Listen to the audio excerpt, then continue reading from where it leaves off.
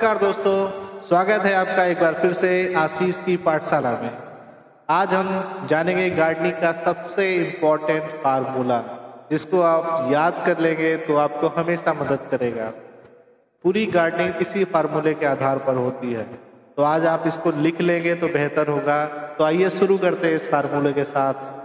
तो इस फार्मूले का नाम है 8S। क्या है? 8S। गार्डनिंग के जो आधार स्तंभ हैं वो यही S है, जिनको कहते हैं 8S। क्या कहते हैं? 8S। क्या? एक बार फिर से 8S।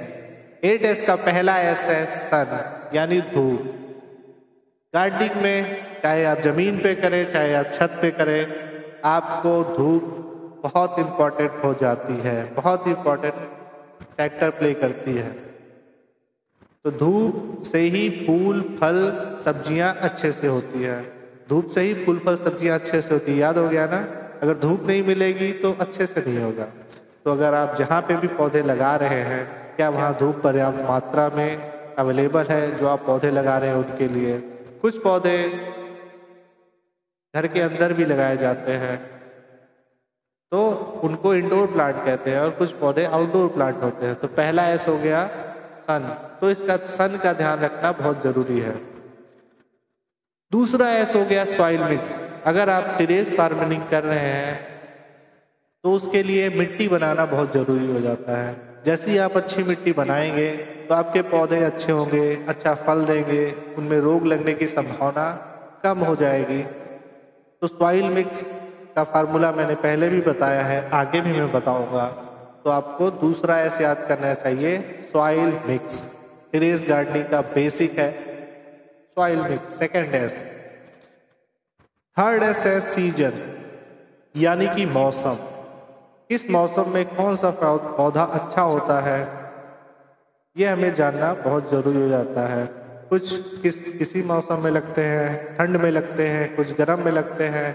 कुछ प्रदेशों में गर्मी पड़ती है, वहाँ कौन से पौधे लग सकते हैं, फूल लग सकते हैं, फल लगते हैं, सब्जियाँ। ठंडे प्रदेशों में वहाँ किस मौसम में कौन से फल लग सकते हैं, ये जानना बहुत ही जरूरी हो जाता है। तो हमारा तीसरा एस हो जाता है सीजन, यानी कि मौसम। इसको आप लिखते रहेंगे तो आपको फायदा करेगा। चौथा एस हो जाता है सीड, यानी कि बीज। अब आप जैसा बोएंगे वैसा ही तो आपको फल मिलेगा।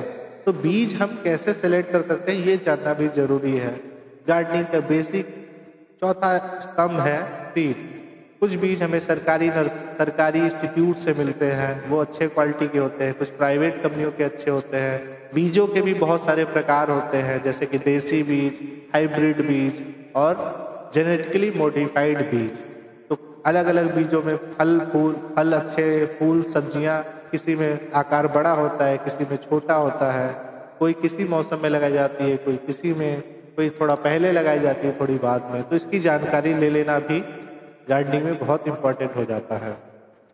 तो ये हमारा चौथा एस था। पांचवा एस हो जाता है सीडलिंग, यानी पौध। कई सारे पौधों की हमें पहले सीडलिंग तैयार करनी पड़ती है नर्सरी में, फिर उनको बड़े पॉट में लगाया जाता है, जैसे कि टमाटर, मिर्च, बैगन आदि। तो सीडलिंग कैसे तैयार करें ये जानना भी जरूरी हो जाता है टेरेस गार्डनिंग में सक्सेस होने के लिए। तो ये आपका पांचवा एस हो गया।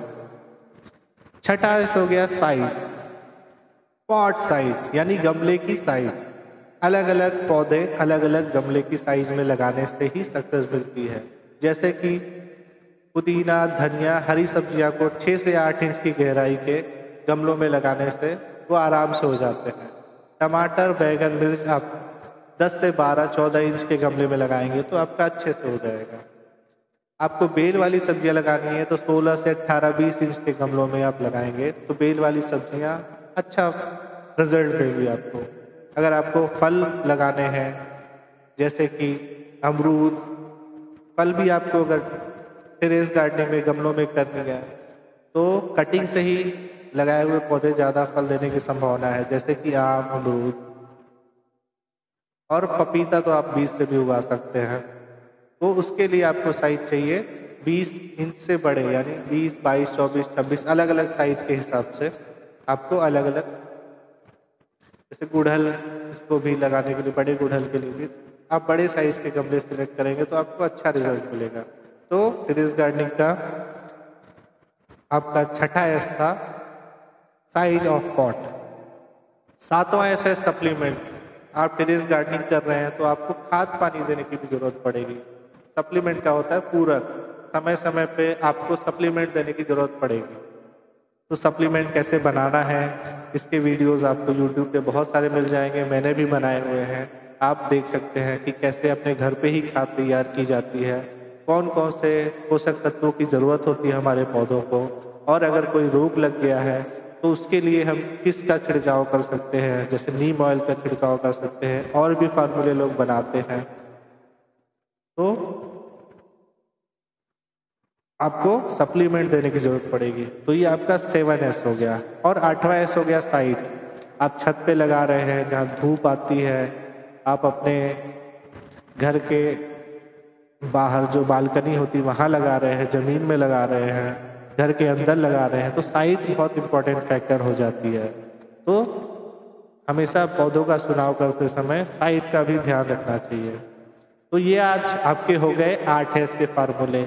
आप हमेशा इसको याद रखेंगे, लिख के रखेंगे, तो आप गार्डनिंग में आपके सक्सेस होने की संभावना बढ़ जाएगी। और गार्डनिंग कोई एक ऐसा नहीं होता कि आपने शुरू किया सब कुछ सीख के ही शुरू करेंगे। आप गार्डनिंग करते जाएंगे, सीखते जाएंगे, बहुत सारी प्रॉब्लम आएगी, पौध में फल कम, फूल कम, सब्जी कम लगेगी, कभी कभी आपके पौधे अचानक से ही मर जाएंगे। तो आप ऐसे ही धीरे धीरे आपकी एक यात्रा है, इसमें आप सीखते रहेंगे। आपका बहुत कुछ नहीं भी हो रहा है तो भी आप इससे जो आनंद अपने उगाए हुए पौधों से मिलेगा, सब्जियों को आप जब अपना बनाकर खाएंगे, फूल का आप उपयोग करेंगे, तो आप एक आंतरिक खुशी महसूस करेंगे। तो गार्डनिंग आपको इसलिए जरूर करनी चाहिए। तो 8S को एक बार हम रिपीट कर लेते हैं। 8S का पहला एस क्या था, आप बोलिए मेरे साथ, सन। दूसरा क्या था, आप बोलिए, हाँ, दूसरा था सॉइल मिक्स, करेक्ट। इसका फार्मूला आपको मैं दे दूंगा, इसका भी एक फार्मूला होता है। तीसरा क्या था, बोलिए, सीजन। मेरे साथ बोलिए, चौथा क्या था, सीड। पांचवा सीडलिंग यानी पौध। छठा साइज, साइज ऑफ पॉट। सातवां सप्लीमेंट यानी पूरक तत्व। और आठवां था साइट, साइट सिलेक्शन। तो ये 8S है गार्डनिंग के फंडामेंटल। इसको आप याद रखिए। आपको नए टॉपिक के साथ मैं फिर से किसी वीडियो में मिलूंगा। तब तक आप मेरे चैनल को लाइक, सब्सक्राइब कर दीजिए, और कमेंट बॉक्स में आपके जो क्वेश्चन है उसको भी जरूर पूछिएगा, ताकि मैं अगले वीडियो में उसको कवर कर सकूं। तो आज की मेरी यही पाठशाला थी। मिलते हैं किसी अगली क्लास में, तब तक के लिए नमस्कार।